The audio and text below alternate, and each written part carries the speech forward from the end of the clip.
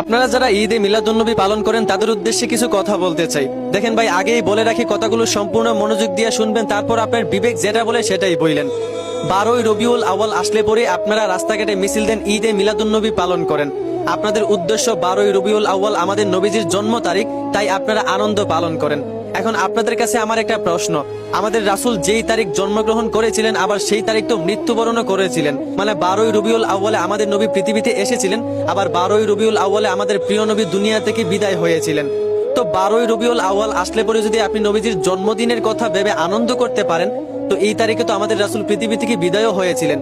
এই কথা ভেবে কি আপনার কষ্ট লাগে না? জন্মদিনের কথা ভেবে আপনার আনন্দ হয়, অথচ উনি যে দুনিয়া থেকে এই তারিখে চলে গেছিলেন এইটা ভেবে কষ্ট লাগে না যে আমাদের প্রিয় কলিজার টুকরা রাসূল এই তারিখে দুনিয়া থেকে চলে গেছিলেন? আরে ভাই, আপনি যদি আপনার খুব প্রিয় একটা জিনিস আপনার কাছে পান, তাহলে আপনি যেইটুকু আনন্দ হবেন তার চাইতে বেশি কষ্ট পাবেন যদি সেই জিনিসটা আবার আপনার কাছ থেকে চলে যায়। তাহলে আপনারা এই তারিখে কষ্ট না পেয়ে আনন্দ করেন কেমনে? আপনারা কি সাহাবীদের চাইতে বেশি আশিকে রসুল হয়ে গেছেন? হযরত আবু বকর সিদ্দিক রাদিয়াল্লাহু আনহু রাসূলের এত বড় আশেক ছিলেন, রাসূল দুনিয়া থেকে চলে যাওয়া আবু বকর সিদ্দিক রাদিয়াল্লাহু আনহু এতটাই কষ্ট পেয়েছিলেন, উনি অসুস্থ হয়ে বিছানায় পড়ে গিয়েছিলেন। উনি এতটাই শোকাহত হয়েছিলেন, ধীরে ধীরে উনি শুকিয়ে গিয়েছিলেন।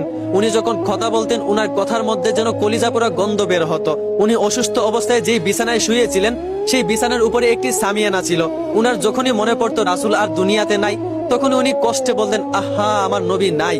এই যে উনি আহা বলতেন, একটা শ্বাস বের হতো। হাদিসে এসেছে এই শ্বাসটা গিয়ে উপরের সামিয়ানায় লাগতে লাগতে উপরের সামিয়ানায় একটি কালো দাগ পড়ে গেছিল।